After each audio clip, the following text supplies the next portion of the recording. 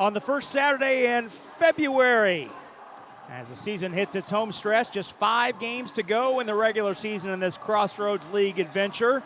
The Knights of Marian, number 5 ranked team in the country in NAIA, look to stretch its winning streak to 5, while the Trojans of Taylor look to grab its first win in 3 weeks. It's women's college basketball, Crossroads League style, here on the ISC Sports Network. We welcome you into the PE Center on the campus of Marian University alongside Jan Bozier, Rob Brown with you. So happy you've chosen to spend part of your Saturday with us. And we've got a great matchup for you in this game 1 of our doubleheader as the 21-2 Marian Knights take on the 16-7 Taylor Trojans. And let's go right to Jan's keys to the game as a great matchup on tap, and it starts, Jan, with the superstars. It really does. 2 marquee players for us today. It's going to be a lot of fun. Warfel, one of the not only leading scorers in NAIA in this conference, but all through women's basketball. And just a freshman, I might add. And of course, McNally, who has done it all this year, double-double girl, averaging 19. Warfel averaging just under 26. Key players for both these ball clubs, no question about it. Points in the paint, both offensively and defensive. It's Marian's bread and butter. Can Taylor stop him? Can they slow him down? Turnovers, it's been a problem for Taylor. They're averaging about 16, 17. They can't do that today. And for Marian, they're averaging about 13. They need to keep that there and less. So really, I think an interesting matchup. We all well know Marian is now the hunted. Taylor will give them their best game. Well, these 2 teams met in Upland back on the 3rd of January. It was this 82-68 Marian win that was much closer than the final score would indicate. Marian looking to complete the season sweep today. It's Marian and Taylor on a Saturday afternoon here on the west side of Indianapolis. We'll step out for the national anthem, have lineups and the tip next. After this pause, you're watching Marian University basketball on the ISC Sports Network.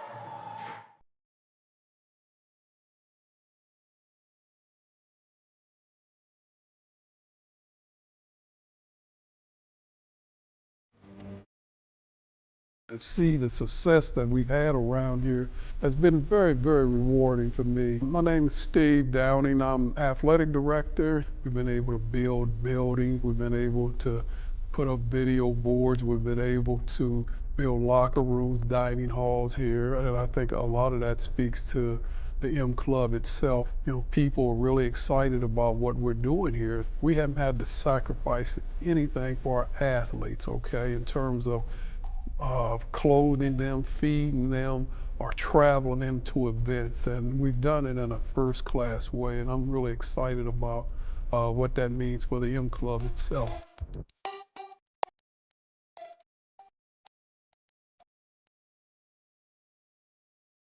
Merchants Bank is one of the nation's top performing banks. Take our fixed rate CD, for example. At 4.5 APY, it's a great way to earn a higher interest rate than you do with a traditional savings account. Merchants Bank makes it simple. What you see is what you get. A great rate. No gimmicks, no minimums, no hidden fees. Merchants Bank, one of the nation's top performing banks. Hop on over. When you have back or neck pain, you'll try anything for relief. Anything.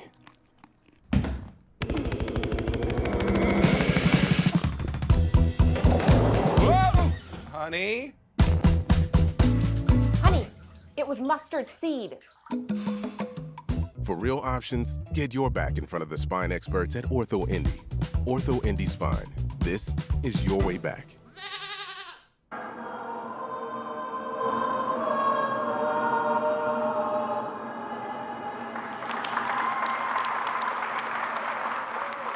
Marian University Choir with our national anthem. Outstanding. Now let's go down to the floor and the PA voice of the PE Center, Mark Erdosi, with the Taylor University starters.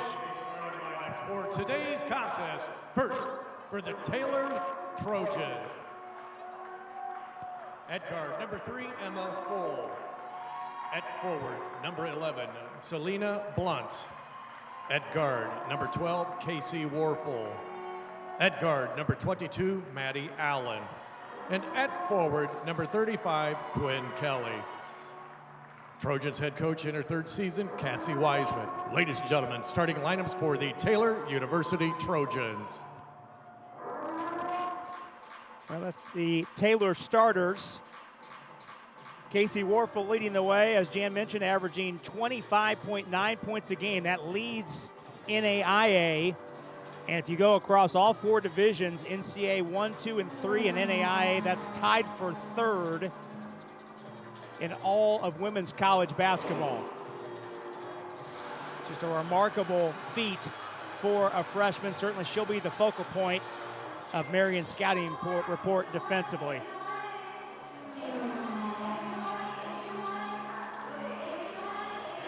Let's go back down to Mark Cardosi for the Marian starters. It's time to meet the starters for your Marian Knights. In the middle, a 6'1" senior out of Cincinnati, Ohio, number 11, Abby McNally. At forward, a 6'1" senior out of Cincinnati, Ohio, number 12, Kylie McNally. At the point, a 5'8" sophomore from Bedford, Indiana, number 15, Madison Bailey. At guard, a 5'11" junior from Huntington, Indiana, number 23, Taylor Double. Rounding out your night starting lineup is a redshirt junior guard out of Indianapolis, Indiana, wearing number 24, Olivia Fowles. Your Knights head coach in her second season, Santana Anderson. Ladies and gentlemen, starting lineups for your Marian Knights. Well, today's starting lineups brought to us by Tom O'Brien, Chrysler Jeep Dodge Ram. If saving money is important to you, visit Tom O'Brien, Chrysler Jeep Dodge Ram, proud sponsor of Marian Athletics. Tom O'Brien is Indy's preferred Jeep dealer with 2 locations and the biggest Jeep inventory in Indiana. To show their support, Tom O'Brien will donate $200 to Marian for every car any student, parent, employee, or friend of Marian buys when you mention this promo. Go Knights and go to Tom O'Brien to see how their family works for you since 1933. Robin, this is one of the starting lineups that Marian started with as the year started, and there's been some fluctuation through the season, kind of back to where we started, but this is one of their taller lineups. Taylor in the traveling purple uniforms, white numerals, white lettering. Marian in the home whites, gold numerals and lettering trimmed in navy blue. Foal tries a 3 out front, spins off, rebounded by Faust.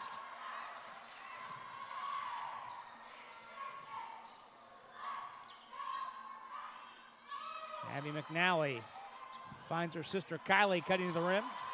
Good cut. Got to finish that. Good cut. Foal is the point guard for this Taylor team. Warfel played by Bailey initially. Warfel navigates the baseline and scores. Well, we got to get some backside help there. Warfel, she does it all. We talk about getting to the free throw line. That's because she will take it to the rim as well as shoot it outside, Rob. So they're going to have some help on her. Awesome player. Faust. Good drive by Olivia Faust. Yep, and that's where I think Mary could really put some havoc on Taylor if they really focus on the paint. Marian pressing after the make, and a deflection at half court results in a turnover. Faust run off the line, dribbles into a runner in the lane, too strong, but the rebound is tapped right to Abby McNally, and Abby flips it in for the bucket. Look what I found. Always seems to be around the rim, Abby McNally. You know, that's a really excellent point, actually. Good players are always around the ball. Abby McNally just 2 field goals away from the career field goal record. We'll track that as we move through the afternoon. Pull-up jumper by Maddie Allen is good to tie the game at 4. Well, defensively, what Marian cannot is Taylor to get comfortable, Rob, and get into a flow early. Their defense has got to really pick it up here. Double ISO on the right wing, steps into a three. Oh, that's good to see. Marian has not shot the three incredibly well the second half of the season, shooting at 34%. I like that one. Werfel all the way to the rim, but rushed the layup against the contest of Faust. Santana Anderson says, let's push. Kylie McNally was posting, but Faust did not have a good angle to deliver that pass, and it results in a turnover. Well, Marian's really been talking about pushing her transition. In the second half of the season, Rob, they have really been able to get transition going. Taylor breaks the press, and now Foal hits the three, but the officials blew the play dead. Well, Taylor's not going to like that. A whistle during the activity, and now the Marian bench was, or the Marian scorekeepers were calling for the clock to stop. Not sure what all was going on. There's one of our three officials. Our officials today, John Toddy, Brandon Boot, and Paul Carter. Believe it or not, I think we have a defective whistle on an official. I think that's our issue. Not seen that for a while. Now, I think we're ready to go. 20 on the timer. Timing wasn't great if you're a Taylor fan. Yeah, that was a three-pointer by Foal that would have tied the game. Whistled off. Allen, Blunt on the kick out. Kelly for three, around and off. And the rebound jabbed over to Bailey in the corner. Hit ahead to double. Abby McNally down the lane, draws the foul on Blunt. Yeah, in the half court, this is where Marian's at their best. I love the spacing. We talk about it every game. When they space well, when they move well, they're really hard to defend because the inside-outside gets going. Really good movement early. Really like it. Here's a look at Cassie Wiseman, the head coach of Taylor. There's Santana Anderson, Marion's head coach. Yeah, Coach Anderson. 49-9, Santana Anderson's record here at Marian. She's done a phenomenal job. Everybody, well, you got a good team. Let me tell you something. It may be harder to coach a good team. She's done a fantastic job. I think I would add to that a good team with expectations. That's a really good point. Is a weighty proposition, and Santana Anderson has delivered. Warfel's three spins off, but in the traffic, Maddie Allen wins the battle, drawing the foul on Marian. Three white shirts there. And the foul will be assigned to Kylie McNally. That's Kylie's first and the team's first. And a jump ball on the tie-up. Good hands. Madison Bailey got a hand in to tie up Warfel. Well, Rob, you and I were talking about Madison Bailey, especially here in the second half of the season. She has really come into her own in tops and steals, tops and assists, double figures. She has really uplifted her game. And they side cleared out. Bailey's runner spun off. And we were talking before the game. Bailey with 4 block shots and 8 steals over the last 2 games. Faust got a little too much hand in as Blount drove by. Faust's first foul, second on the team. Selena Blunt on the drive, draws the foul. Well, Taylor's offense in the last 3 games has had some issues. They've really not averaged near what they have been, though. Let's see what they do here today. Baseline jumper by Blunt is short. Faust. Oh, my goodness. Pass over the head of McNally and out of bounds. Couple unforced errors early. Coach Anderson not liking that. Each team with 2 turnovers in the first 4.5 minutes.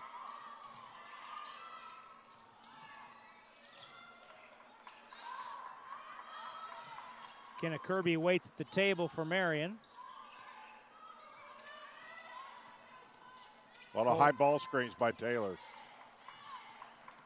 Warfel has a defender waiting on her every time she catches it. Allen driving and traveled. Faust applying the pressure. Forced the turnover. Kenna Kirby is on.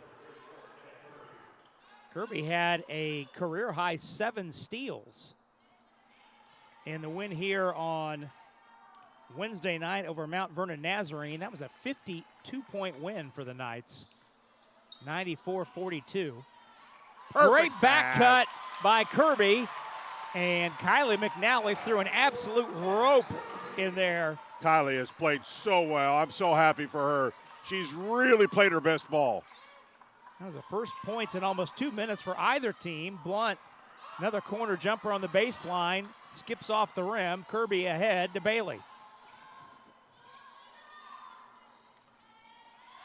Knocked free from double. Now Warfel on the run. Settles her feet and lays it in. 4 points for the nation's leading scorer.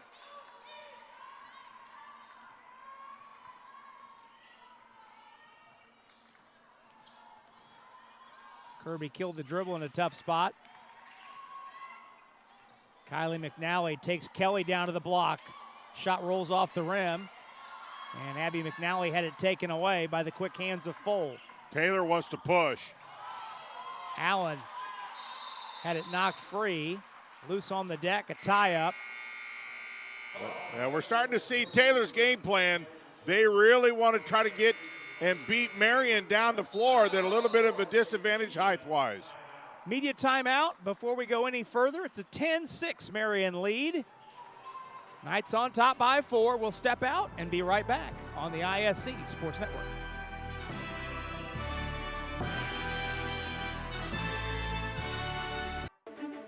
There's something that may surprise you about Marian University. It's not our Catholic faith or our Franciscan values. It's not our 5,000 students or our diversity. It's not Marian's championship athletics or our Indianapolis location. It's that Marian is home to Indiana's only college of osteopathic medicine. Marian, Indy's Catholic University. Well, when it rains, it pours. So trust the pros at AAA Roofing. That's who we call. Special thanks to AAA Roofing for their support of Marian Athletics. Heavy rains in the forecast at the end of next week. So get on the horn and call the folks at AAA Roofing. Marian out to a 10-6 lead over Taylor. Knights coming into play today. Ranked 5th in the country, 21-2. Taylor 16-7. Our Crossroads League schedule, Goshen is at St. Francis, Bethel at Huntington, Grace at Mount Vernon Nazarene, and Indiana Wesleyan at Spring Arbor. All 4 of those, like this matchup today, women's, men's doubleheaders. Yeah, but we still got a tie at the top. St. Francis and Marian still a battle, and every game is so huge now. There's another one transition-wise for the Knights. Jan, we've seen it time and again this season, the Knights getting points off of their defense. Well, it's off their defense. That's one. And then 2, when you are a good rebounding ball club like Marian is, transition, that's how you start. You got to rebound to go in transition. So between really active steals and rebounding, that is really allowing them to get into transition game. So first sub into the game for Taylor is a 6'1 senior out of Hudsonville, Michigan, Kenzel Sietsema. And Eva Fisher is on for the Knights. Fisher in the long sleeve white shirt, guarding the basketball. You know, the other part of that we may not give enough credit to, Marian's really deep on their bench. And in this age of basketball, to be able to go to your bench like Marian can, that's a huge plus. Bailey. Drive and kick. Kylie McNally sidesteps the defender and draws a foul en route to the rim. It's a shooting foul. Kylie may be as quick or one of the top 2 or 3 on this team as far as quickness. She really has a very quick first step, and that allows her, as tall as she is, to do some very interesting things. I just think she's getting better and better and better. Kylie McNally's first free throw spins off. And Marissa Trout, who was just into the game for Taylor, committed that foul. Kylie McNally missed both free throws, but Abby McNally rebounded the second miss and laid it in. Abby already with 7. Yeah, one of the best rebounders in women's basketball I've seen in a long time. She anticipates, she checks out, she does all the things a good rebounder does. That three-pointer by Emma Anslet just into the game, the freshman from Danville. And we should note that offensive rebound basket by Abby McNally is her 3rd field goal of the game. And with that field goal, Abby is now the all-time career field goal leader in Marian basketball history. Another rebound right there. And Anslet travels. A little more about that McNally record. McNally passes Ella Collier. That is now Abby's 827th field goal of her career. Wow, so Abby McNally, the new career field goal leader. That's saying a lot. Ella Collier, obviously a phenomenal career here at Marian, then 1 year at Purdue. But 2 really great basketball players. Pass too far over the head of Kylie McNally, saved. Now Warfel down the lane, but Abby McNally's there to turn it away.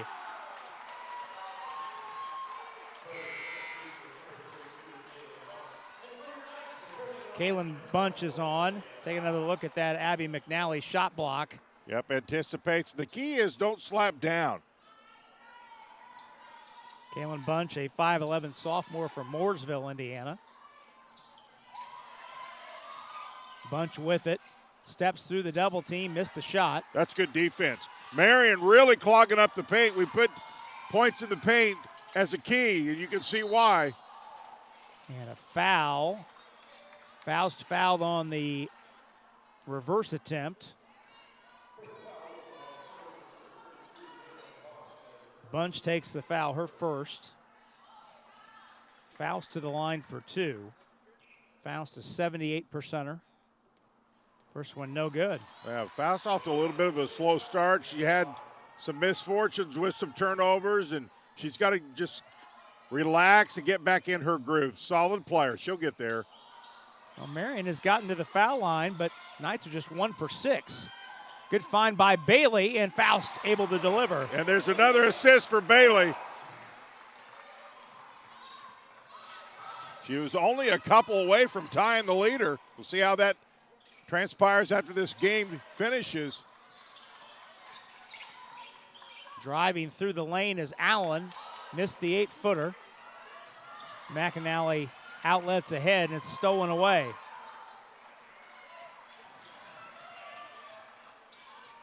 Both teams have been loose with the basketball. Yes, they have. Each team 6 turnovers in this first quarter. And as we get closer to tournament time, that's a piece of the puzzle. You got to tighten up.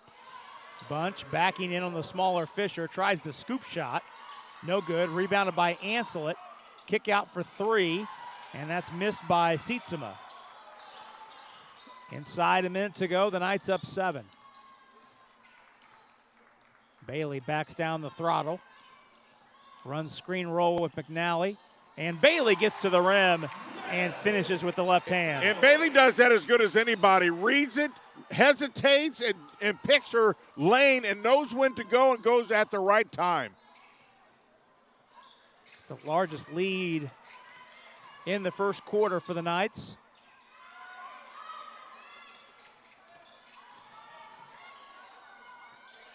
Nice step through with the left hand by Trout, but couldn't find the roll. And Abby McNally fouled on the rebound. You talk about a monster rebound. Man, she absolutely owns a rebound. That's how you go after the ball. Abby McNally gets her first rest of the game. Jan, she checks out, does Abby McNally, with 9 rebounds in the first quarter. Yeah, awesome. She's going to get a little bit of rest here to add to the end of the quarter. Solid first quarter for Abby. Emily Grimm is on. Bailey with another left-hand layup. I'm telling you, she is absolutely the glue to this puzzle. And that'll do it. Knights close the quarter on a little 6-0 burst. And that'll give the home team an 11-point lead as we head to quarter 2. Stay with us. It's Around the Bend after this break on the ISC Sports Network. Hey, grab me one too.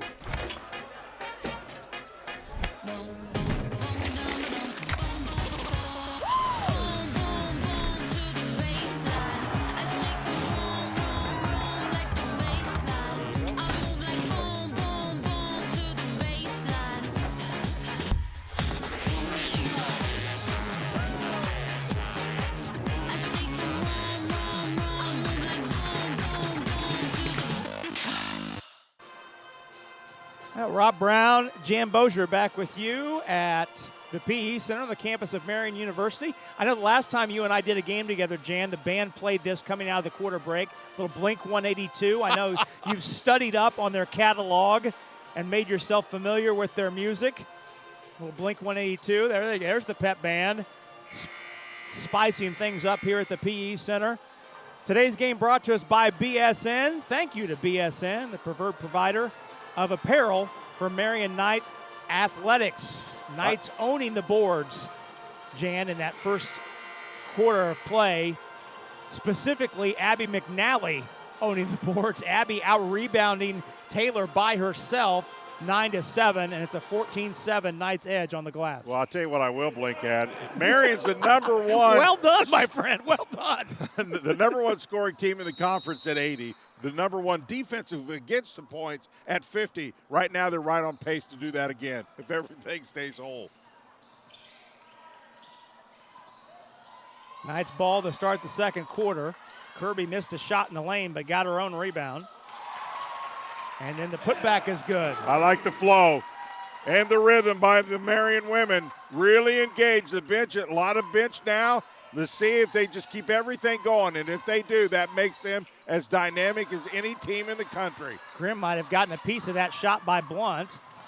And then Fisher has her dribble taken away by Warfel. Knights are back. Warfel sidesteps and missed the shot. Warfel, though, collects the loose change. Scoop shot no good.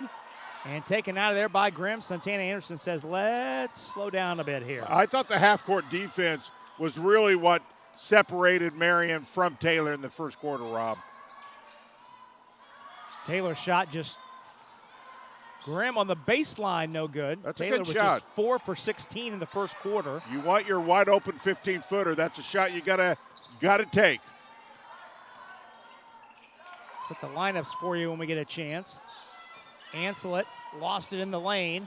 Loose ball on the floor, scooped up by Kirby. Too and much dribbling. Warfel Too much dribbling. with the steal. Lays it in with the left hand. Marian has got to figure that out a little bit. Too much dribbling. You pass through pressure. Casey Warfel, who leads the conference in steals, averaging just over 3 a game, has 2 already this afternoon. And running ahead of the play, but missing the layup, was Quinn Kelly.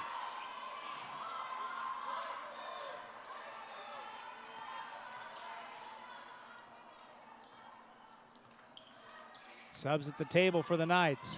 Fisher got the step on Kelly. Put it up, put it in. Really good decision. She used her body to screen herself. Easy layup, good decision. First 2 for Eva Fisher.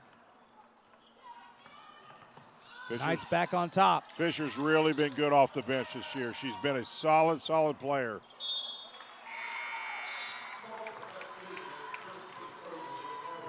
Kylie McNally, Taylor double return for the Knights. Maddie Allen's back in. We got a media timeout before we go any further. We'll take a break. 7:36 to go, first half. Knights lead it 24-11. We're back in a minute on the ISC Sports Network. We jumped in immediately. We take a intro to engineering course. And they sit there and tell you, we're not going to push you through every single prereq your first 2 years. We're going to let you get hands-on work with engineering right away because 2 years of a prereq, that's boring. There's companies always asking for students with shop experience. And the dean will email me and say, hey, they're looking for a guy just like you, which is awesome that the dean knows who a guy like me is. Getting an internship here has been much easier than I anticipated. My friends at bigger schools are telling me, well, I need to live, close to this city so I can work for this company. Well, I'm already close to the city. I live here. Now back at Marian University. Knights lead 24-11. Today's game brought to us by Masters Heating and Cooling. When the action heats up, trust Masters Heating and Cooling of Indianapolis to keep your home cool. Visit them at mastersindy.com. Well, except for some turnovers for Marian, they've played very well. Their defense in the half court has really kind of stymied Taylor. They have really found struggle in getting their half court offense going. They like to get the free throw line, and they do put up quite a few threes. Neither have been successful as of yet.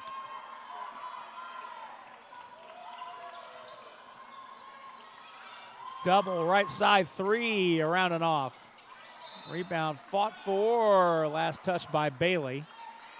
We'll go back to Taylor. We'll set the lineups for you coming out of this timeout. It's Bailey, Kirby, Double, Grimm, and Kylie McNally for the Knights. Ancelet, Foal, Allen, Warfel, and Micaiah Musselman is on for the first time for Taylor. 6'1" sophomore out of Troy, Ohio. She's number 40, Musselman, with the headband posting in the block.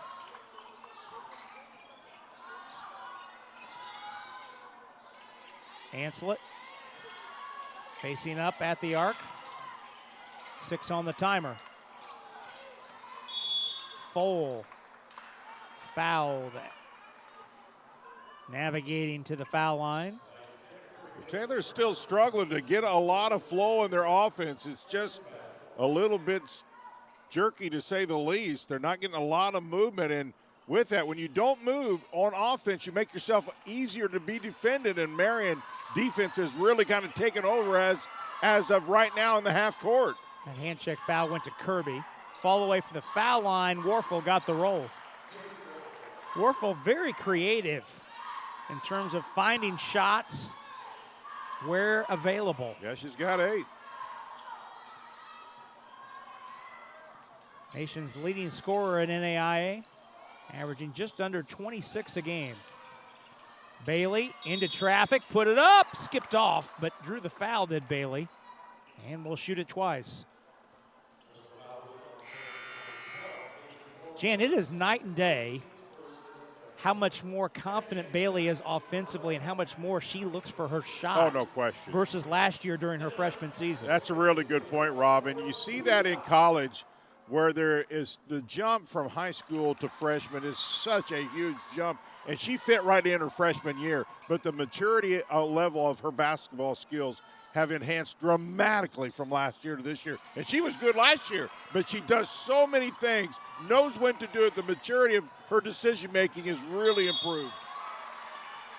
Maddie Allen taking the missed free throw rebound coast to coast and drawing the Knights foul on Kylie McNally. Yeah, Kylie would have been fine if she not brought the arm down. She brings that arm down more often than not, you're going to get that foul call. Second foul on Kylie. Second on the Knights. Maddie Allen converts the free throw. This is the first free throws of the game for Taylor. Rob, Allen, a 71%er. We got a phenomenal crowd here. I'm getting Sure. Visitors all around me, and I like it. Allen. I used to think it was me. From Greensburg, Indiana, out of North Decatur High School. If you had to point to a negative for the Knights, Marian is 1 for 8 from the foul line. That is subpar. Kylie McNally with a nice move to go to the other side of the rim and score. Happy to Kylie. Nothing wrong with that combination. First bucket for Kylie. Lead back to 11. Knights have led by as much as 13. Oh. Kenna Kirby came to double the post. A little too aggressive with the hands. Kirby provides backside help. Now, we're away from what he called, so Can't argue that, didn't see it, but I like the fact they're getting backside help. Marissa Trout is on, number 24, with the basketball. Trout was a high school teammate of Taylor Doubles at Huntington North. Allen through the lane. Trout tries a three off the front rim. Bailey's got the rebound, looking up the floor. Finds Kirby on the baseline. One-hander off the glass and in. Really good assist by Bailey. She just knows when to give them the ball. That's a real key to a good assist person, and she's one of the best. Musselman backing. Travel. Yep, drag the pivot foot.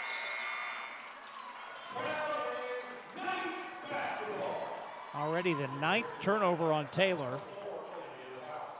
Faust is back in for Kirby for the Knights. Nearing 5 minutes to go here in the first half. Marian up 13. You know, it kind of feels more than it is. It's only 13 points. While certainly that's a good lead, but it's not certainly where they want to get. Abby McNally takes Musselman right to the rim, but couldn't get the roll. It just hung on the lip. Warfel lost the basketball momentarily. Great now move. Pass ahead. Kylie McNally in the passing lane, but could not get to it before stepping on the sideline. Make that Abby and McNally in the passing lane. Take another look. Abby almost got to it, but not quite. But you got to be pleased with 15 for Taylor right now. Twisting layup tough by shot. Kaylee Warfel. Oh, the double clutch, and then the flip over the shoulder. Whoa. She's got a different arsenal of shots around that hoop, doesn't she?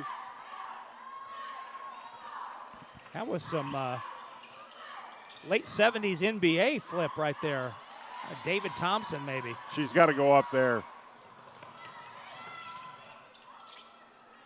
Foal on the baseline. Missed it short. Rebound by Abby McNally, her 10th. Bailey. Nice find to Abby McNally on the trail. Beautiful pass and assist again by Bailey. I could sit and watch her pass all day long. I absolutely love good passing and people who love to pass and make an assist out of it. Musselman got great position in deep and finished off the window. Abby McNally running the floor, beat Musselman down the floor and scores. She runs the floor, her and her sister. That's what separates them from so many tall women in this league is they really are good about running the floor. And again, another assist for Madison Bailey, who already has 4. Back to a 13-point advantage. Cross-court pass to Allen. 8 on the timer. Allen weaving on Faust. Back out to Warfel. Warfel drew the foul. Kylie McNally stuck a hand in to block the shot. Looked like Double had a pretty good contest on the jump shot. Well, I think that instead, Kylie McNally gets her 3rd foul. The Knights' defense on Warfel has been very solid. They for the most part, have always known where she is at and has also got a lot of help side defense on her. Really has never allowed her to get in any type of big flow here in the first half. Now, that doesn't mean she won't break loose for 30 in the second, but so far so good defensively on her. Casey Warfel has attempted coming into today 171 free throws. Boy, she pushed that one. Making 129. Warfel in the top 5 in NAIA in free throw attempts. 171 free throw attempts in 23 games. Missed both there on that trip. Bailey lobs into a double team. Abby McNally passes out. Kennedy Coleman just into the game. Finds Faust in the corner. Short. 3 is short. Yep. Warfel's got it on the long rebound. Double is back. Warfel sidesteps Double, but missed the layup. Blunt out of the traffic, tried to kick it out, and was it deflected? It was not. Blunt says it was deflected. Well, Taylor thinks it was. And we're going to have a challenge. Yeah, and that's a good challenge because I'm not sure they really know if they had a good angle at it. The underneath officials, and he does the right thing. He said, listen, I didn't see it. If you don't see it, you don't make the call, and that's what he did. Then he referred to the outside official, and I'm not sure he felt super comfortable either. So I think it's a good thing to take a look at this one. So the officials will utilize our replay mechanism to take a look. Cassie Weissman, the Taylor head coach. Yeah, and if you're Taylor, you need to look at this one. Listen, you're trailing here, and you need the possession, so this is a good challenge to see if you can save a possession out of it, because the call on the court is Marian ball.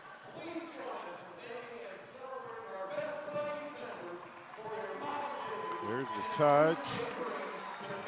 And we're trying to see if it was deflected on the way out. I don't see it there. Let's see. Right here's where it had to be deflected. She has the ball.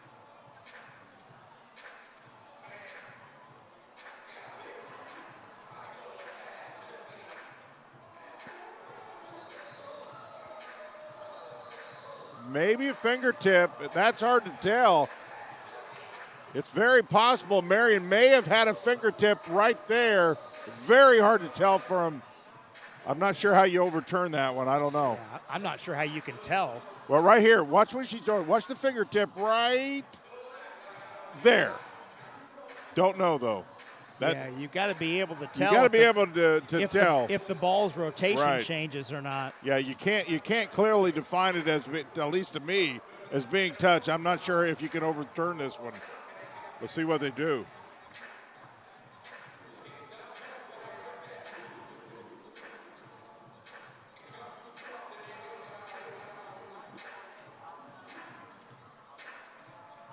If it's anything, they're going to say right. You're going to see right. I don't think she did.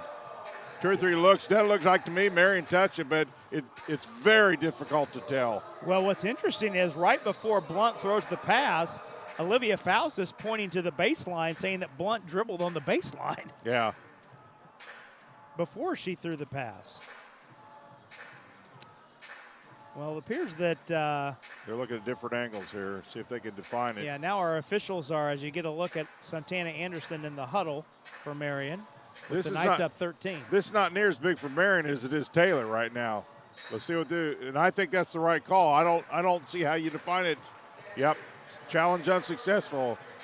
Great replays by our crew. They showed all the different angles, and they're, Rob, to the point. You got to be able to absolutely be able to see it to overturn it, and at least from all the great angles from our crew, you just could not define where it was ever touched to turn it over to the other direction. But I'm with Taylor. I would have definitely challenged it. So Taylor loses a timeout in that challenge. So the Trojans have 2 timeouts remaining. Knights ball. 2 minutes and change to go in the first half. Warfel got clipped on a screen. Coleman, the corner 3 is good. You don't shoot a lot of those, Rob. That's good to see her be able to knock that thing down. That's got to give her some confidence. Well, coming in, Coleman was 1 for 7, so I think that would qualify as don't shoot a lot. Wide open. Listen, when you're wide open, you don't matter what your percentage is. You've got to feel comfortable, confident to be able to, hey, I'm going to make this, and she did. Blunt forced up a shot over Kylie McNally, and doubles fouled on the rebound by Trout. And it's just the second foul in the quarter on Taylor. So the Trojans still with 2 fouls to give. Inside 100 seconds to go here in the half. And the Knights enjoying their biggest lead thus far. Foal up tight on Faust. Abby McNally rolls to the basket. Pass goes around the horn, double, a long one. Off the back of the iron, Faust. Partial reset for the Knights as Bailey circles the foul line, takes it inside, twists over Blunt, missed it. Abby McNally cleans it up, puts it up a second time, put it in, and put her on the line. You'll take an extra rebound out of that, Rob. 13 points for Abby. Take a look at the replay. This is just hard-nosed basketball. Battle, battle, battle, and that's what she does. That foul goes to Maddie Allen. Abby McNally with her 58th career double-double. She brings a level of intensity that's hard to match. Been privileged to watch her now since she's played for Marian, and wow, Rob, what a player. She's a battler. She's mentally tough. She does all the intangible things, and her toughness may be at the top of the list. Speaking of doubles, Marian has doubled up Taylor, 38-19. We're inside the final minute of half number one. Defense has been solid, Rob. Absolutely solid by the Knights. Taylor, sub 30%. Yeah. Field goal shooting. Blunt the other way with a basket and a foul. Abby may have twisted her ankle a little bit there, but she swiped at the ball. Most of the time she does not do that. Abby McNally takes the foul, her first. Selena Blunt with a nice move off the glass for the and one. Blunt began her collegiate career at the College of Charleston. Played there last season before transferring to Taylor. You know, you talked about free throws earlier on, Rob, for Taylor, and they have not shot a lot of them here in the first half, and that's something they need to do. That's what they do. And they've not been at the free throw line, I should say, a lot here in this first half. Now, Aubrey Frank had stepped into the game. Not noticed Frank coming in during that stoppage. The 5'8" freshman from Washington, Indiana. Frank missing that pull up from 10. Shot clock dark, presuming the Trojans will play for one. Warfel missed the shot. Frank's got the rebound. Time for the Knights. Frank's pass is too far over the head of Faust and out of bounds. Well, Jan, if you can point to one or two negatives for the Knights, that's the 10th turnover for Marian. That's one for sure. The Knights are 2 for 9 from the foul line. And Knights are not a team that turns it over a lot. Full on the heave, it's short. They turn it over about 13 a game, so that's way high. That'll do it. The Knights lead it 38-22. Marian outscores Taylor 18-13 in the second quarter to take a 16-point lead into the halftime break. Stay tuned. We'll step out when we come back. Halftime activities from the PE Center are next. You're watching Marian Knights basketball right here on the ISC Sports Network. Merchants Bank is one of the nation's top performing banks. Take our fixed rate CD, for example.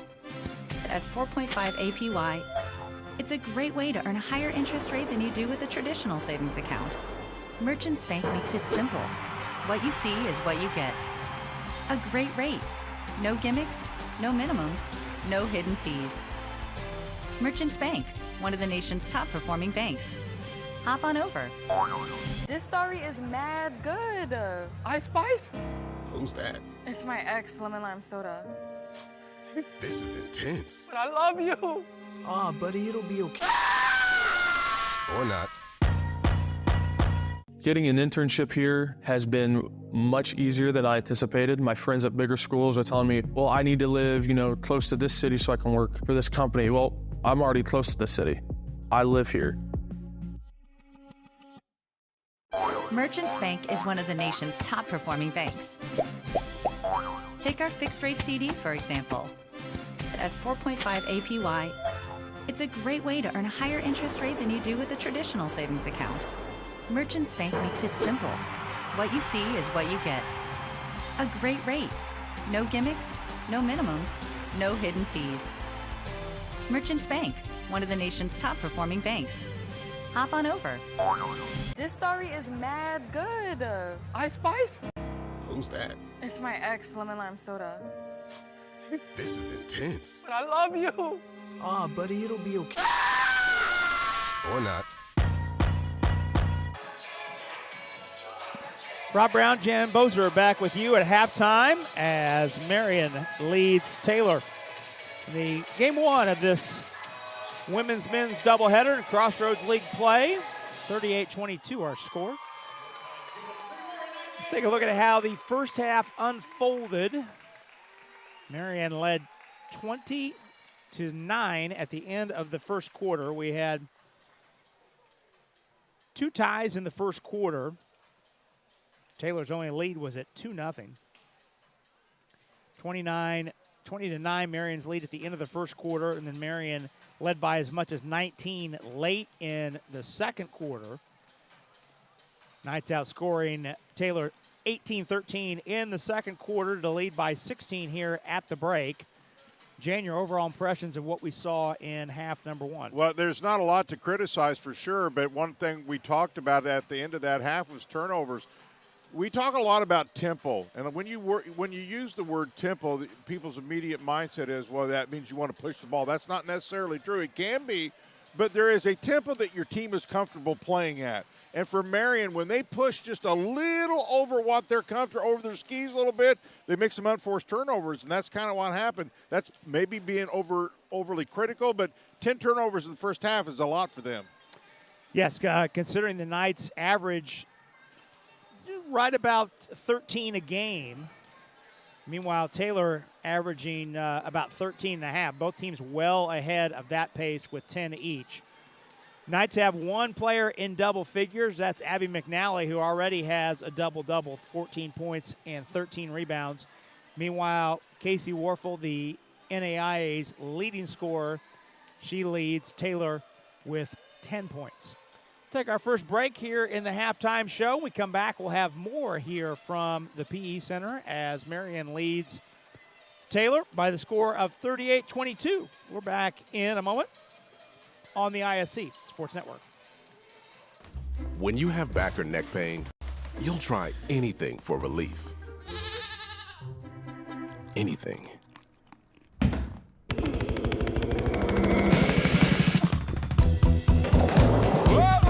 Honey? Honey, it was mustard seed. For real options, get your back in front of the spine experts at Ortho Indy. Ortho Indy Spine. This is your way back. There's something that may surprise you about Marian University. It's not our Catholic faith or our Franciscan values. It's not our 5,000 students or our diversity. It's not Marian's championship athletics or our Indianapolis location. It's that Marian is home to Indiana's only college of osteopathic medicine. Marian, Indy's Catholic University. Merchants Bank is one of the nation's top performing banks. Take our fixed rate CD, for example. At 4.5 APY, it's a great way to earn a higher interest rate than you do with a traditional savings account. Merchants Bank makes it simple. What you see is what you get. A great rate. No gimmicks, no minimums, no hidden fees. Merchants Bank, one of the nation's top performing banks. Hop on over. We jumped in immediately. We take a intro to engineering course. And they sit there and tell you, we're not going to push you through every single prereq your first 2 years. We're going to let you get hands-on work with engineering right away because 2 years of a prereq, that's boring. There's companies always asking for students with shop experience. And the dean will email me and say, hey, they're looking for a guy just like you, which is awesome that the dean knows who a guy like me is. Rob Brown, Jan Bozier back with you on the Spot Halftime Show. Today's logistics marketplace is an ever-changing landscape where you can make your mark.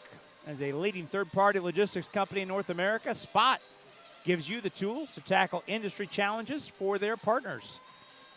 At Spot, initiative, drive, and teamwork form the basis for a rewarding, fast-paced career. Visit spotinc.com/careers for more information today. Spot Inc., proud to partner with Marian University.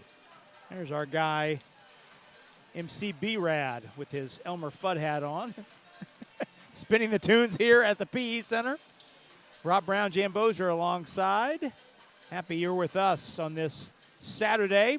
Taking a look at Jan's keys to the game, where those stand through 20 minutes of play. Certainly, Jan, the two star players, leading scorers for each team, have delivered. Abby McNally with the team-high 14 points and 13 rebounds to pace Marian. Casey Warfel with 10 points, but the Knights have made Warfel work for those points. Warfel 5 out of 12 and has gotten very few clean looks thanks to the Knights defense. I think you're dead on. I think that was really key. And overall, the defense in the first half, I think, set the tone for the whole game. Really forced Taylor to really, really work hard to get anything good. And the key was not fouling either, because Taylor did not get to the free throw line a whole lot in that first half, and that's something they really like to do. We talked about the turnovers, each team uncharacteristically with 10 in the first half, but points in the paint, a dominant advantage for the Knights, 28-16. So you look at 38 points on the board. The Knights are running at about over half of their points, over 60% of their points have come in the first half in the paint. Well, I think points in the paint will be the determining factor to how far this team goes in all the tournaments. And what I mean by that, when they go inside, that also opens up their outside. But when they fall in love with that three, we've seen a couple games where it kind of bit them a little bit. But today they've really been good about really emphasizing, go through the McNally's in the paint, and then when that three's open, take a good three. But you start going through the paint is where their bread and butter is. Well, to your point, the Knights are 2 of 6 from the three-point line. You take the three-point shooting number out of their field goal percentage, the Knights are 15 of 27 inside the three-point line, so better than 50% shooting from inside the three-point line in the first half. Yeah, they're shooting 34% behind the arc, and that number through the whole year has slowly continued to go down. They have not shot it real well, and there are about 3 or 4 games where they put up huge number of attempts three-point-wise and did not hit a lot, so that number has kind of went down a little bit. We'll take another break. When we come back, halftime highlights are next on the ISC Sports Network. Hey, grab me one, too.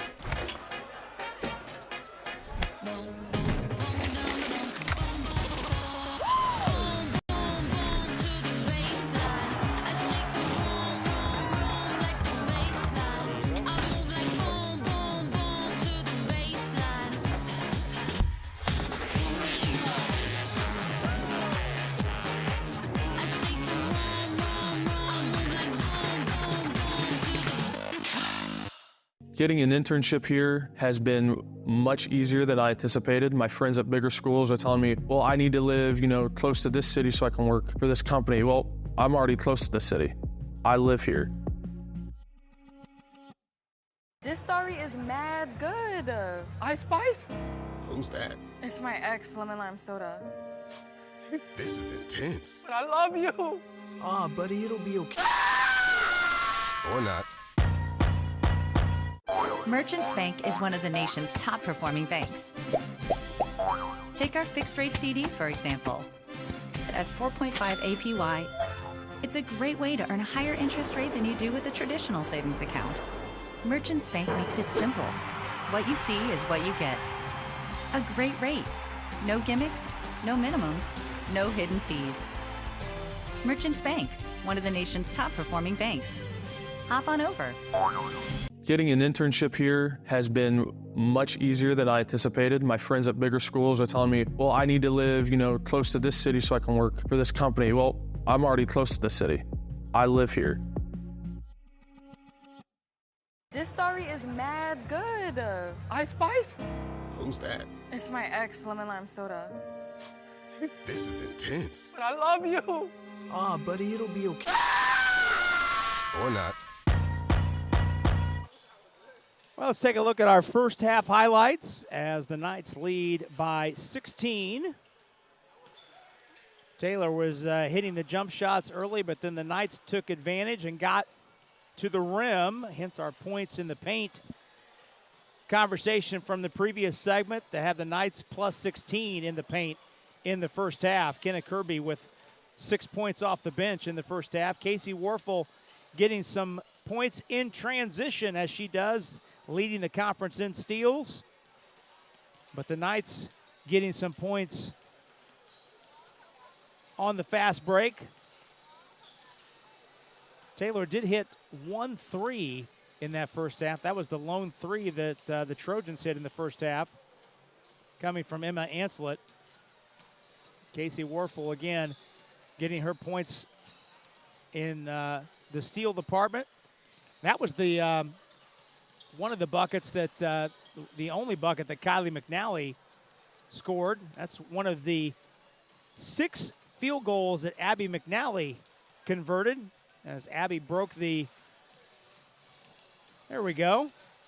He's been wanting to get on camera. Yeah, there you go. Fans been wanting to get on camera here in the first half.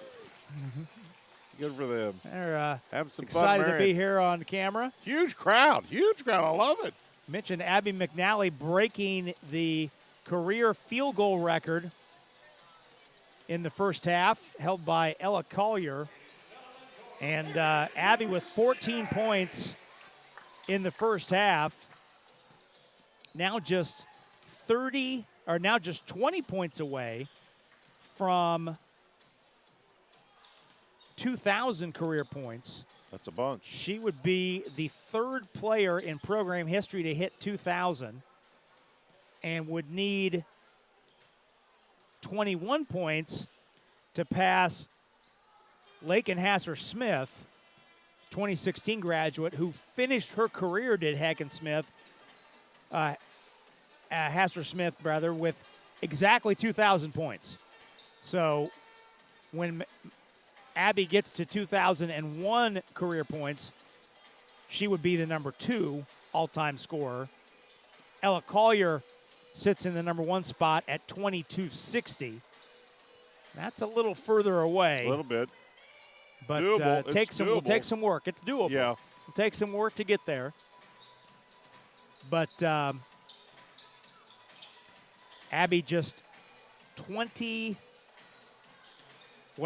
in today with 34 points away, now just 20 points away after 14 in the first half. Abby just 20 points away from 2,000 career points.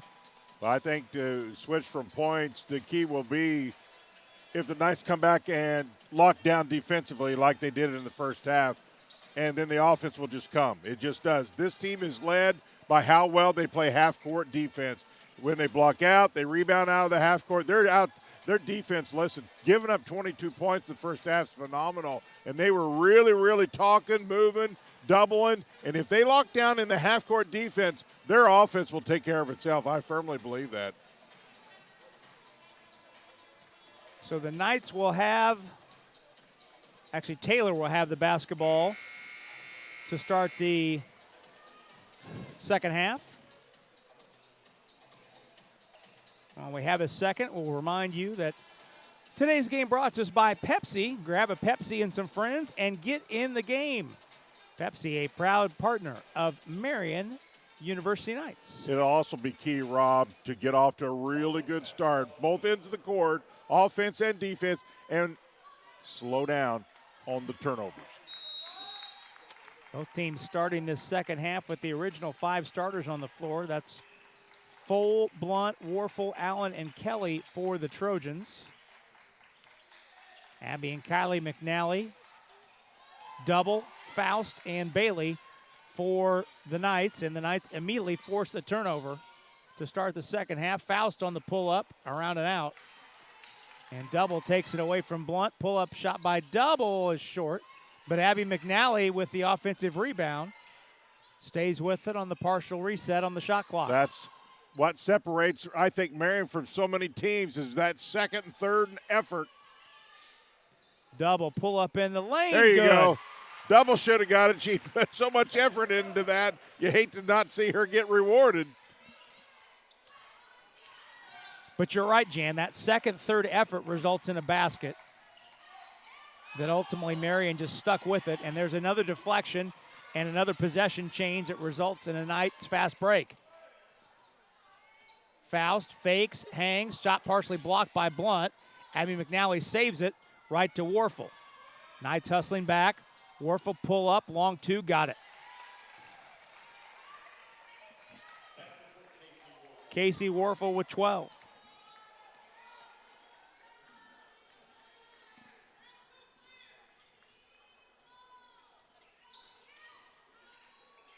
Bailey got space on Warfel. Warfel stuck a hand in. That might have been an even-up situation there. Completely. Warfel shot blocked by Double and a foul. I'm right with you on that one, bud. I'm right there with you on that one. It was not popular from both sides for a couple of reasons. Doubles first, the team's first. Casey Warfel shoots 2. Kind of twisted her ankle a little bit.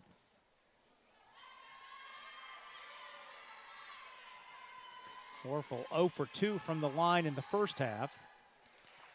She's a scorer. You give her any room at all, and she has that mindset, I can put it in, and she does in a lot of cases.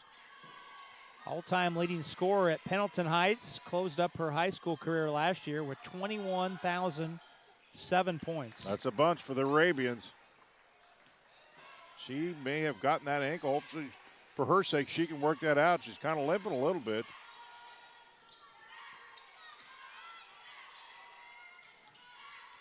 Double. Deterred at the rim by the size of Blunt, kicks it back out to Bailey. Deep bounce to Abby McNally, turnaround, spins out. Think just to go in.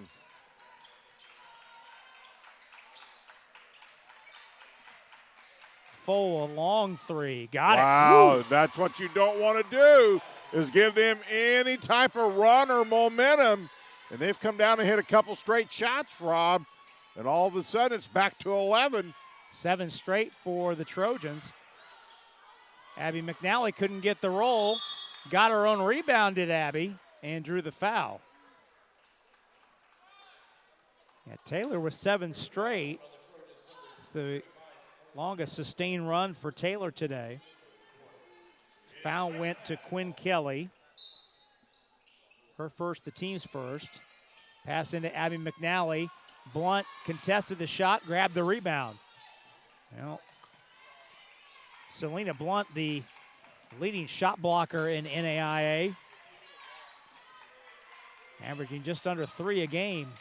Didn't block that shot, but certainly contested it. Warfel couldn't find the shot, and that was a contest by Abby McNally. Yeah, that was good defense by the Knights. Warfel, a frustration foul at the other end, her second, team second. So we saw 2 of the top 3 shot blockers in the league. Both didn't get a shot block, but Jan certainly changed a shot. Yeah, and good shot blockers don't always have to technically get the block. Defer, change angles. All those things are part of being a good shot blocker. Or rim protector, call them what you want. 40-29. Hand check foul on Foal.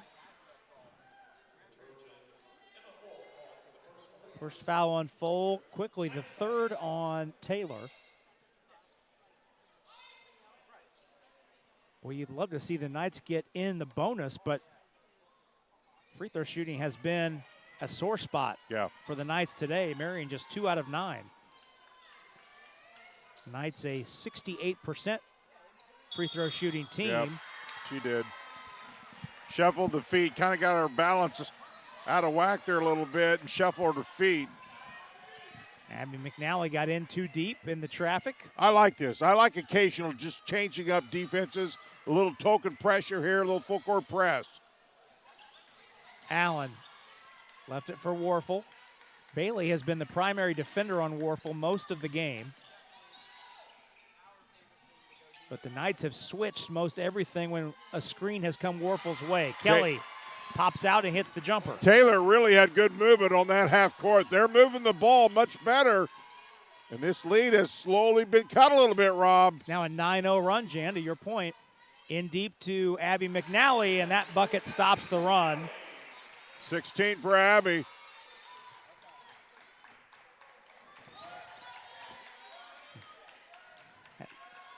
Taylor had cut it to 9. That's the closest the Trojans have been since the middle of the second quarter. Foal looked inside for Blunt, wasn't there. Trying to find Warfel, posting at the foul line. Allen runs into the lane, and Kylie McNally got Allen on the forearm. Well, Taylor's moving. I said that last, and I'll say it again on this half court. They're making Marian really work much harder to defend them because now all of a sudden in their half court, they're getting higher picks, good spacing, and better movement. That's 4 fouls on Kylie McNally. Oh, and if Kylie got teed up, then she's gone. If that's a technical foul on Kylie, she's done. That would be her 5th. Yep, there it is. It's exactly what happened.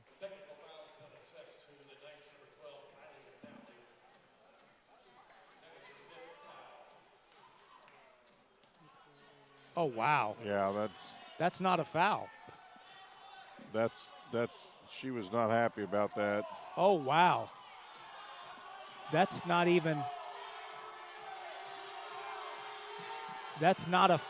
foul.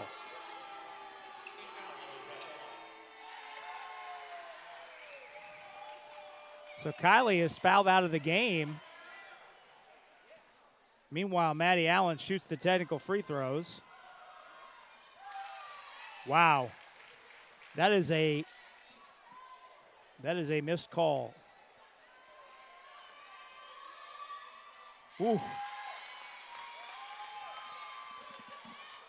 Taylor's just sitting here shooting free throws now. Look at the score. Yep. This is like the stock market this week, just going continually up and up. Guys, we got an 8-point game all of a sudden. I don't know that score is right. And now it's been corrected as Allen hits all 4 free throws. 7-point game. Regardless how we got here, that's what it is. You can't get caught up in all this minutia. Clearly didn't look like a very good call, but they ain't going to reverse it now. You've got to mentally get focused here and get back in this game.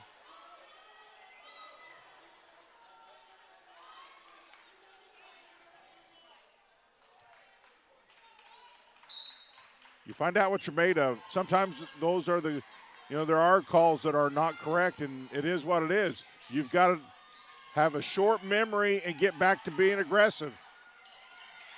Musselman finds Kelly coming down the back door, and I'm telling you, Taylor's got to run. lays it in. Taylor's got momentum. They've got to run. The sequence of events have really allowed them, Rob, to get right back in this thing.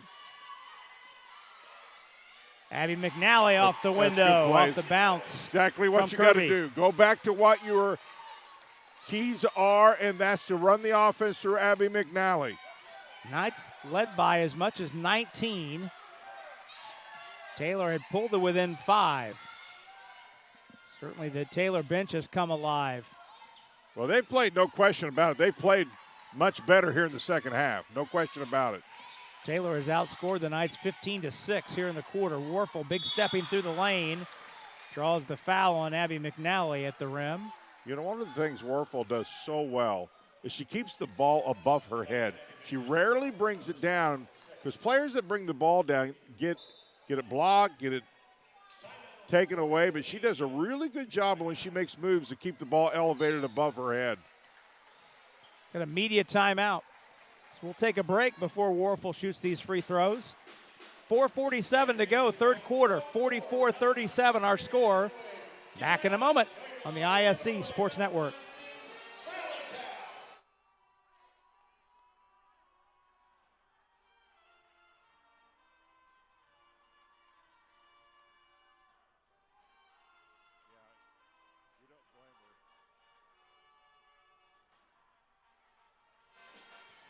Okay, we are not going to take a break because the officials are going to take a look at that last sequence.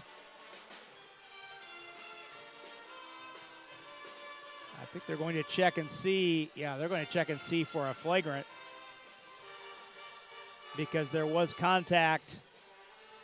They're going to at least see if there's contact above the shoulders on that foul. So we are not going to take a break.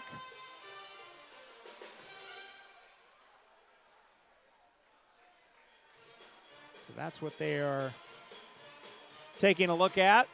Looks like to me she's just going for the block. The arm clearly comes through, and that's incidental contact in my book.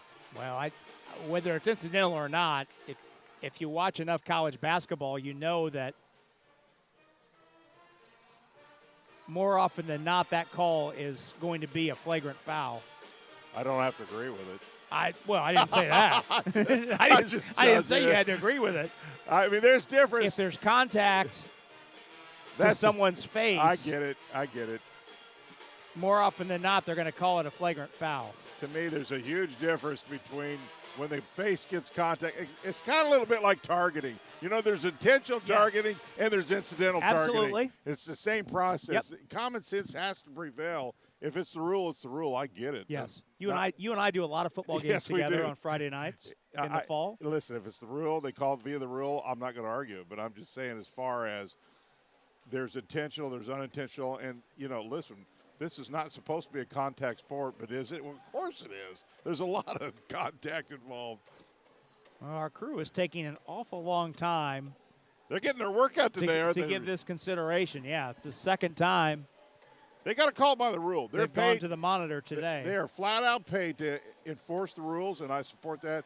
As a referee for 8 years, I completely get that. But there's a whole lot of common sense involved in calling games. I don't argue one way or the other. You have to call the way the rules are written.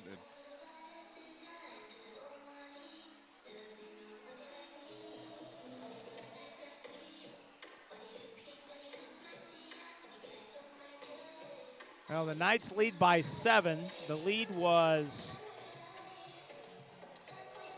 16 at halftime. Taylor has outscored the Knights 15-6. What was the initial call there? What was the initial call? Well, there's a foul on Abby McNally. But they did not call it a flagrant initially, right? No, they did not. Okay. They did not. So they're trying to see whether or not the foul needs to be upgraded to a flagrant foul. That's the decision in question. Here we're about to get the conclusion. Okay, they will stay with the common foul. And I think that's a common sense call. That's absolutely my point. I thought they did a really good job of looking at it. There's no question, does it meet the standard of the rule? Yes or no. But was it common sense? Was it incidental or intentional? To me, that's a part of interpreting a rule. And on that premise, I would agree with you. Yeah. I was never disagreeing with you, Rob. You know rules better than I'll ever know. Well, you're a man of common sense. I am. Listen, that's all I got, buddy. I don't have much left in the tank other than common sense.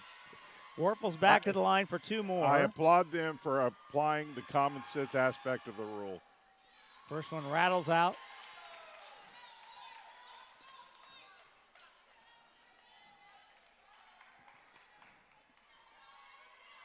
Nobody really ever asked me. At the end of the day here, guys, we got a game.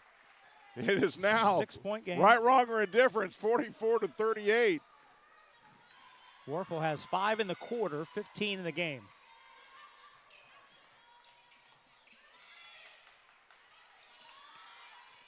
Double off a screen, takes the defender to the baseline. Uh-oh. Foal got a piece of that shot.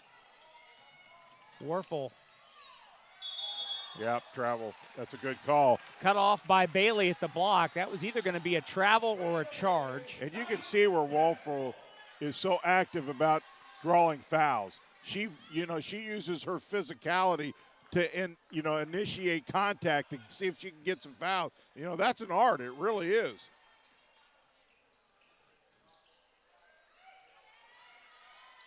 Double works around a Coleman screen. Now Kirby fades and hits. That was much needed.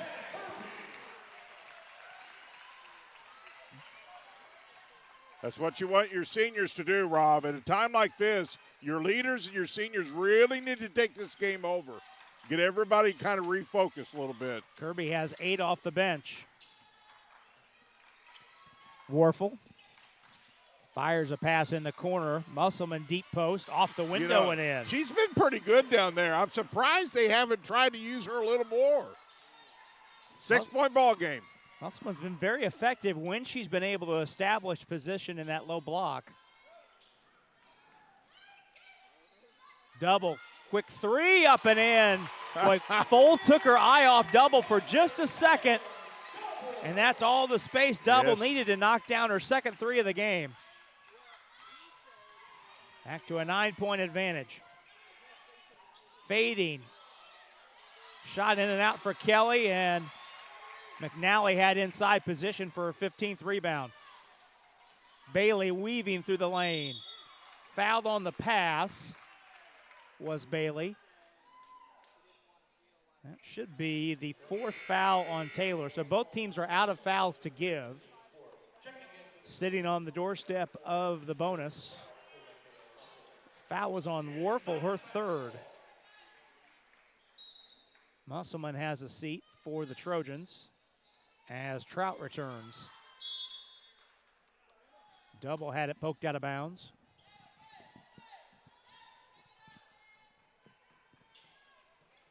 Well, you knew, we talked about this, Rob, at the beginning. Taylor would not quit. They need a win in the worst way. They're going to scratch a claw, and that may be offensive, and it is. I thought she had pretty good position. Hard to argue that at all. Coleman spun right into Kelly, who was waiting. Take a look here where the feet planted.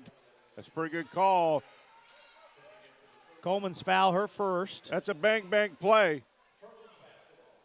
Hard to argue. That is the 12th turnover on the Knights.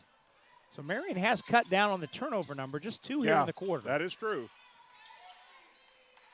When you lean in, regardless if the feet are planted or not, the call typically goes towards the defender if the offensive player is getting advantage by leaning in. Quick hands by the Knights, poke it free. 4 turnovers for the Trojans here in the quarter.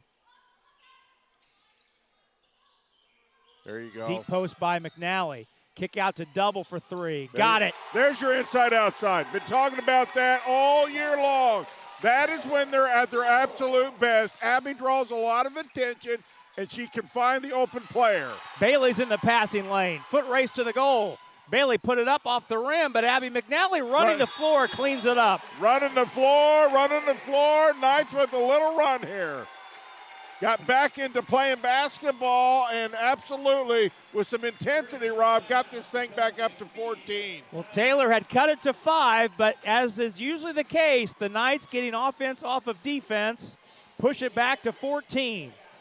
54-40 our score, media timeout. Just under 2 minutes to go in the 3rd. We'll step out and come back. Knights basketball on the ISC Sports Network. Merchants Bank is one of the nation's top performing banks. Take our fixed rate CD, for example. At 4.5 APY, it's a great way to earn a higher interest rate than you do with a traditional savings account. Merchants Bank makes it simple. What you see is what you get. A great rate. No gimmicks, no minimums, no hidden fees. Merchants Bank, one of the nation's top performing banks. Hop on over. This story is mad good. Ice Spice? Who's that? It's my ex lemon lime soda. This is intense. But I love you. Buddy, it'll be okay. Or not.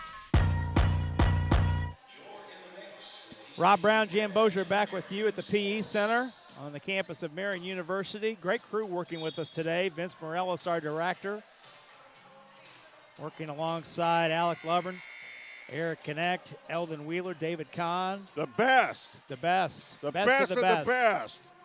Best of the best. Yes, Glad they're sir. with us. Glad you're with us. Boy, we've needed their replays today, haven't we? Yes, we have. Good yes, thing we have. Good thing they have control of this game.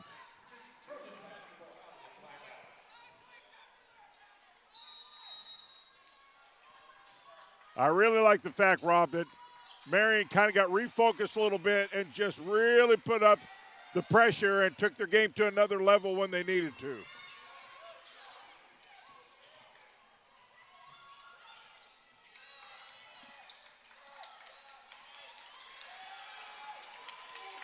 Timer down to 11. Casey Warfel's on the bench for Taylor for the first time today, getting some attention from the athletic training staff. Well, Ansel's 3 is off the mark. There's no question she took some contact, either by a finger or the hand in the eye, and then she twisted her ankle a little bit earlier, so hopefully she'll be all right.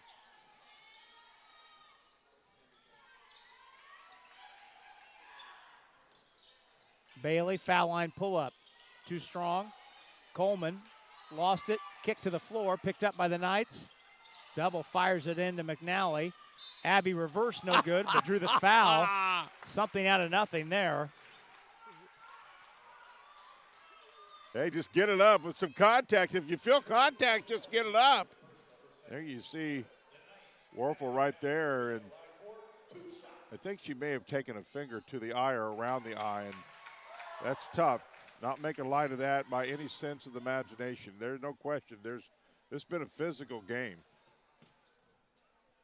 Abby McNally splits the pair, making the first, missing the second. Especially you get in conference play in this Crossroads Conference. It is so physical. Your body takes an absolute beating. I rest my case. Tie up. Bailey ties up Allen, and the Knights have the arrow.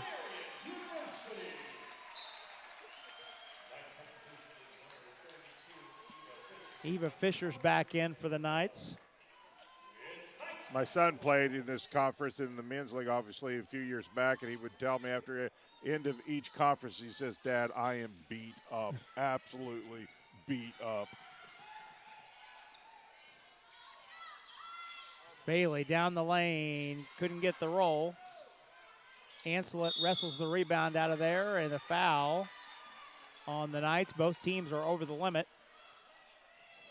So Ancelet will shoot two with 30 seconds and change to go in the third.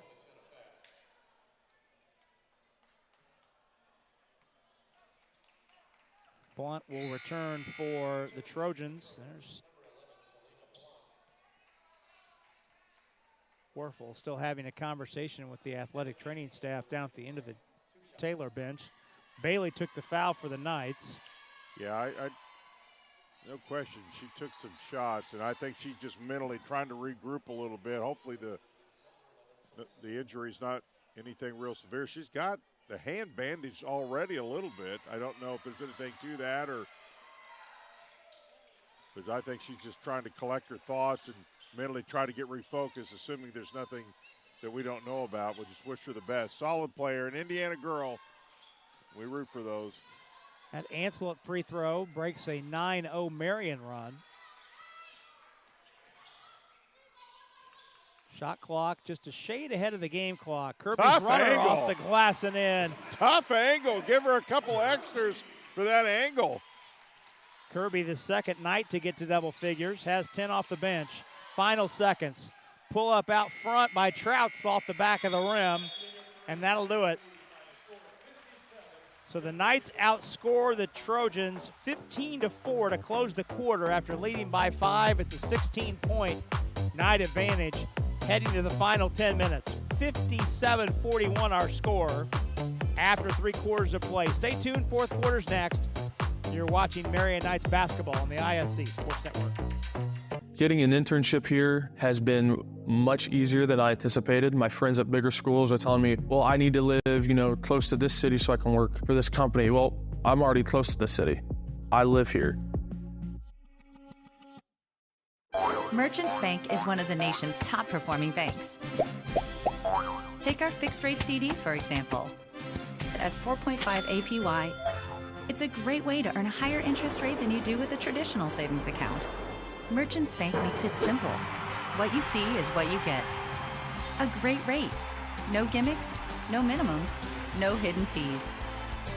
Merchants Bank, one of the nation's top performing banks. Hop on over. Now back at Marian University, Rob Brown, Jan Bozier with you. We head to the final quarter. Marian leading this one 57-41. Abby McNally leads all scorers with 21 points and 18 rebounds. Yeah, she's done it on both ends of the court, been really active. And Rob, how many times in this game have you called her rushing down the court to either save a rebound or to get an easy layup because of her hustle plays? And there's Casey Warfel, the leading scorer in all of NAIA, trying to walk off a sore ankle. Yeah, she twisted that earlier on in the early part of the third quarter, tried to play through it. And now it's kind of bothering her a little bit. Hopefully she'll get that worked out, maybe have to have another tape. That's a good pass. Wasn't able to hang on, though. Set the lineups for you when we get a chance. Kenneth Kirby, I think, has really come in and played really well for Marian. Kirby has 10 off the bench. Bailey in deep. Shot contested by Musselman. Trout cut off. Gives to Blunt.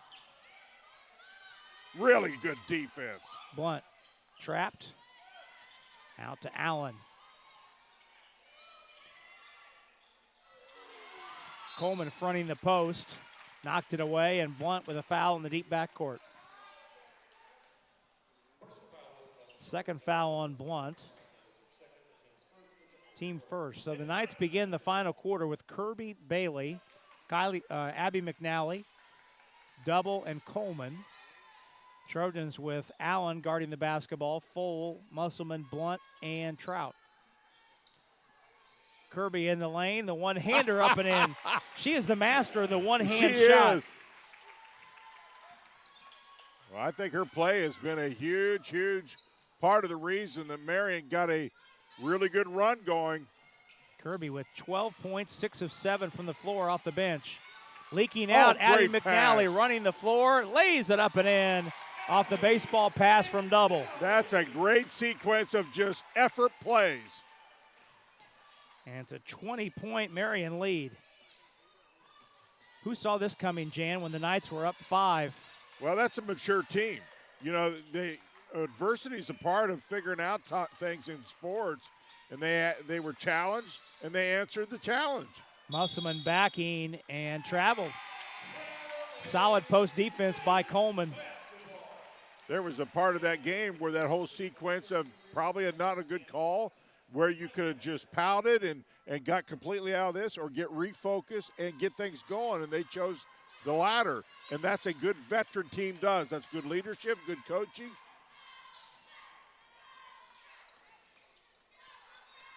Eight minutes to go. Bailey, scoop shot, couldn't get it under the arm of Blunt, and Anslet comes out with it, wants to run. Trout, 3 in front of the Taylor bench is good. Man, and Bailey made a hustle effort to try to get a hand in front of that. She still made it. Is it bad that I almost said Trout with the rainbow, but I stopped myself? I wouldn't have blamed you. It sounded good. McNally dumps it to Coleman. Bailey in the lane, turns and draws the foul on Anslet. Bailey's played a lot of minutes in this game. She has really played a lot of minutes, and in that played really hard and been challenged. I think she'll sleep good team high tonight. 32, to your point. Yep, I think she's going to sleep good tonight. I'm just taking a guess. Anslet's foul, her first, team second. Bailey's first free throw spins off. Knights are 3 for 12 from the foul line. I think I know what's going to go down at the next practice. Free throw shooting. Yeah. Knocked out of bounds. Last touch by Coleman. Well, to that point, listen, we're 2/3 of the way through the season now. Legs start to get a little tired. And the very first thing that happens in free throws is when the legs are tired, you miss free throws. And so that's a part of it. It's a mental. This is such a mental game in the college level. The grind, we've talked about that, the travel, all those pieces, and you have to be able to focus through all those difficulties. Blunt travels. That's turnover number 21 on Taylor. But to that point, if you're going to be successful in the tournaments, free throws are a huge, huge piece of that. There's a lot of good teams that's going to make them close games. So the Knights have just 2 turnovers in the second half after 10 in the first half. That's outstanding. Taylor has 11 in the second half, 21 in the game. Bailey drives it all the way to the rim on Anslet and scores. Just 6 points, but that doesn't really tell the story of what she's done today. And a backcourt violation on Taylor.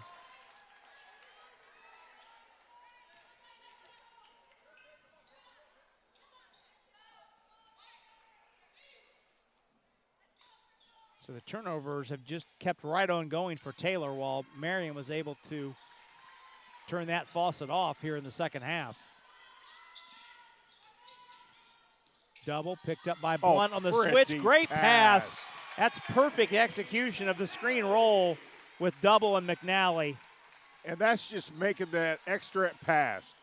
I got a good shot, but she had a better shot.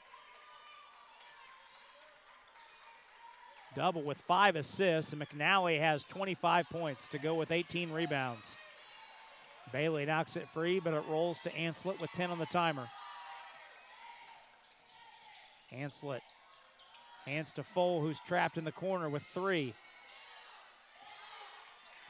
Sietsma can't get it off, and that's 3 straight trips for the Trojans that have ended in a turnover. Well, we're playing first half defense again, and when I talked about this at halftime, Rob, when they lock in defensively, they're awful hard to beat because they play really good half-court defense, and it's come back alive here in quarter number 4. Double, pull up, out front, got it. Yes, sir. The offense is in complete rhythm, and it's all started with their solid defense. Sietsma put it up, put it in, drew the foul. Yeah, Marian rotated over just a little late that time. A good entrance pass by Taylor. Foul is on Coleman, her second. And the team's first. Kendall Sietsma's first point of the afternoon. Free throws missed. You know, Rob, you look down this Taylor ball club, and they are really young. 8 freshmen. Yes. And a lot of underclassmen, and they're going to be good. Everybody sticks together. Coleman tries the up and under, drew the foul on Sietsma, so turnabout at the other end. Katie Moyer coming in for the first time. 5'10" junior from Bremen, Indiana. Coleman's first free throw, no good. Marian cannot buy a free throw today. 3 for 14. That is subpar. Yes, it is. That kind of sticks out. They shoot 68 for the season. That number's kind of went down all year long. They started out relatively solid, and it just kind of has declined in the wrong direction most of the year. That's one piece of their puzzle they got to get fixed. Kick out to Sietsma for 3. Got it. That's good rotation. Good shot by her. 5 straight points for Sietsma. But it doesn't hurt, Rob, when you play really good defense and really good offense. You're going to have some flaws in your game now and then, and they can overcome some of that. But it certainly help if they can get that percentage up on the free throw line. Rebounded by Moyer. Hits it ahead to Foal. Foal with a scoop shot. Tough shot by Foal.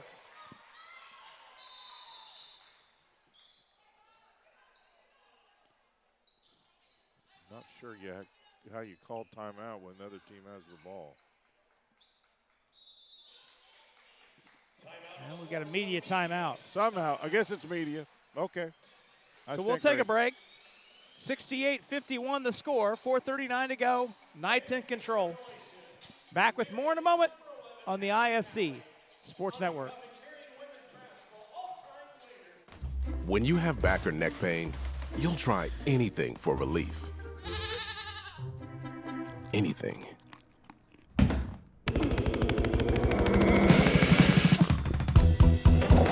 Whoa! Honey? Honey, it was mustard seed. For real options, get your back in front of the spine experts at Ortho Indy. Ortho Indy Spine.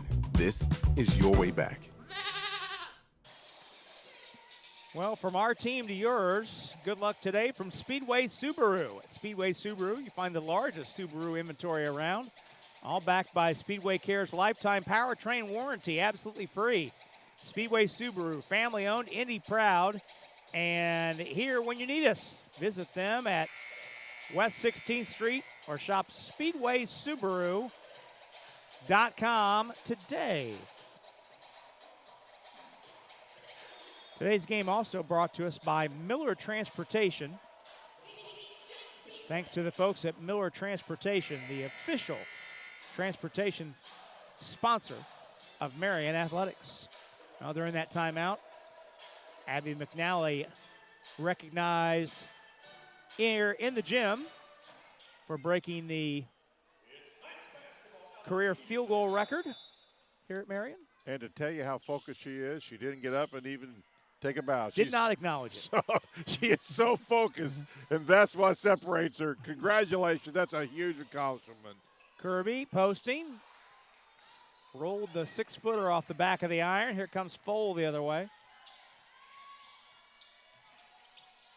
Moyer launches up a 3. Rebounded by McNally. That's the 20th rebound for Abby. That's another 20-20 game. 25 points and 20 rebounds. Double for 3 off the back of the rim. And Abby taps the rebound to herself, puts it up off the window and in. Count it, put her on the line. That's what Abby does. She'll take her bows later. She's all about the game right now. Under control. And that's a part of the game, Rob, that she's really enhanced here in her senior year, is to just kind of that little fall away off the glass shot. 3-point play complete. 28 points, 21 rebounds. That's a day's work, I'd say. That's another Abby McNally masterclass. Good help side. Good find as Moyer cuts down the lane and draws the foul. That's a really good sequence there. Now, Bailey got caught with a foul there, but twice they doubled up the ball. And that's really good conversation and anticipation defensively, Rob, because they doubled up both shooters. Now, the last one ended up being a foul, but they really have done a great job in today's game in the half court defensively. Bailey's second foul, the team's second. Moyer at the line for 2 and can't find the mark on either.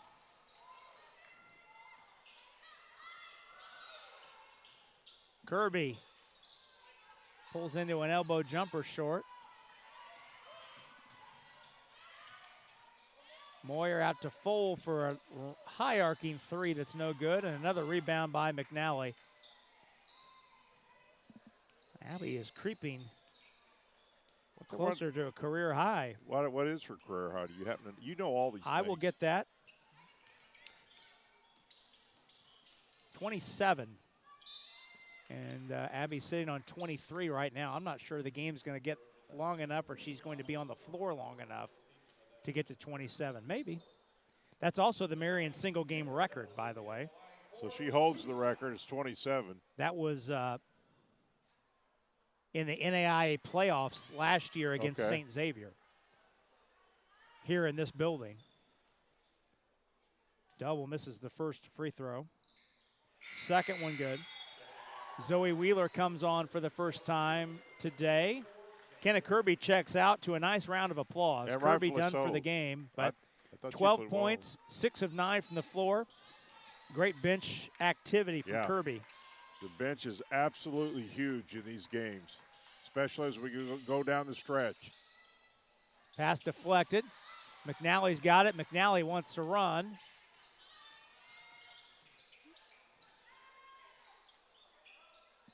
McNally posting, working on Sietsma, faking, steps through, missed it short.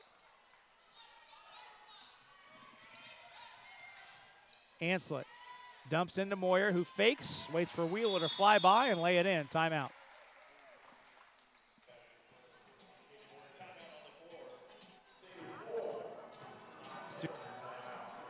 Timeout called by Taylor. We'll go ahead and stay here with 2:24 left. Today's game brought to us by Hoagies and Hops. We've reached the point in the broadcast where I hesitate to read a food read, lest my partner get riled. Hoagies and Hops has been serving PA-style hoagies and cheesesteaks in Indianapolis since 2015. Located just 6 minutes from campus, Hoagies and Hops is proud to partner with Marian University Athletics and will provide a 15% discount for all fans. Just show your game day ticket or Marian ID card. For hours, menu, and location, visit hoagiesandhops.com. For those older viewers with us today, I'm having the same feeling that those old Bugs Bunny cartoons, when Bugs would get stranded on a desert island with a guy, and eventually the guy would start looking at Bugs Bunny like Bugs Bunny was a big pork chop. That's what my partner's looking at me, giving me that same look right Listen, now. a real Hoagies and Hop would be just phenomenal right now. But if the best you can do to me is a virtual, I'm all in. 2:24 to go, 72-53 our score. Stay with us. We'll have about a 20-ish minute break, 20-25 minutes, and then the men's end of this doubleheader will unfold. Hope you can stick with us for that one. Well, with 2:24, Rob, what you want to do here if you're Marian is just play smart basketball, finish strong. Knights looking to improve their winning streak to 5. Put a cap on this one and head to Grace on Wednesday night. Abby McNally pivoting off the window, couldn't get the roll, and is tapped out to Full at the foul line. Anslet traveled at the top. Jan, we talked about it at halftime, how the Knights need to clean up the turnovers, and they've done a phenomenal job. Just 2 turnovers in the second half for Marian, 12 in the game. As Abby McNally checks out with, again, just a masterclass Abby McNally game. 28 points, 23 rebounds in 33 minutes. Unbelievable. That's an amazing game, and a lot of intangibles that are not stats that she did in this game. Her defense was phenomenal. Her leadership, we don't ever talk a lot about that, but her leadership is really, really great on this ball club. Emma Grimm is back in as Grimm takes it to the rim, missed the shot but drew the foul. Aubrey Frank is back in for the Knights. You know, Rob, the key right now is Abby's playing her best ball, and that's the great timing for that. Going down the stretch here this season and then in the tournament, she, in my opinion, is absolutely playing her very best basketball. There you see her right there. Will be a legend here at Marian, number 11. Grimm hits both free throws. First night today to hit both free throws. I like it. Emily Grimm. You know Get our first look today at Emma Simpson, the 5'8 freshman from Rockville, Indiana, number 5, and Violet Shaluga, the 5'10 freshman from Milford, Ohio, number 22 in the game for the first time. Down the lane, Trout draws the foul. A couple new faces. Actually, just one new face in the game. No, I take that back. Kaylin Bunch is back in for Taylor. Rob, let's talk about this bench for Marian a little bit. Look what they provided today. Coach Anderson has played a lot of players, and they were really solid. I thought the bench players really played a great game today. Both free throws good for Trout. It's nice to see Abby smile. We finally got a smile out of her.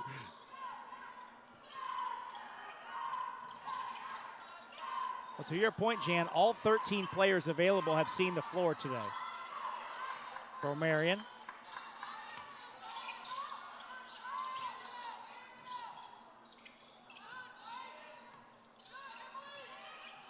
Deep post by Grimm, fakes and scores with the left hand. How about the left hand? Minute left, Rob. 4 quick ones for Grimm. And we are indeed inside a minute. Deep post by Bunch, blocked by Simpson.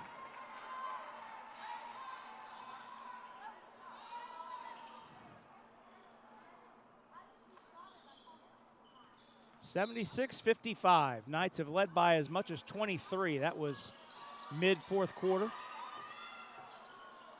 Three-pointer off the front of the rim by Trout. Rob, I think we can give this Taylor Ball Club a lot of credit. They battled and got it to single digits a couple times, and it's a very young ball club, and I think they're going to be hurt for it if they can keep this group together.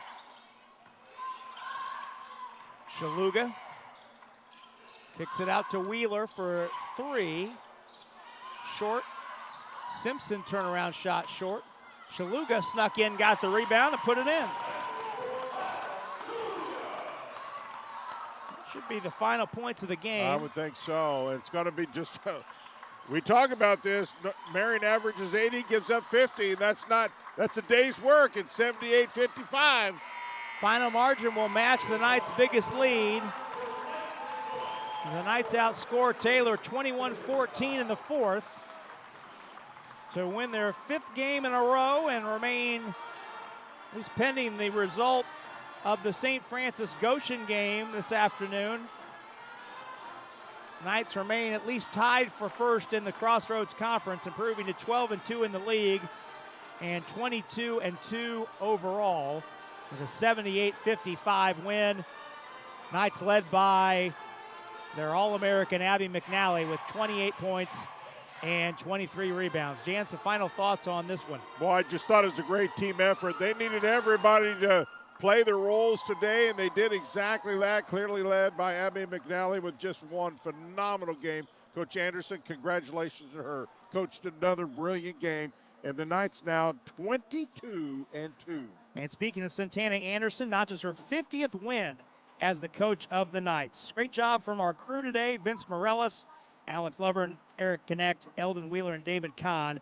Stay with us. We'll be back with you in about 25 minutes for the men's game, Taylor and Marian. Until then, this is Rob Brown on behalf of our entire ISC crew saying so long for now.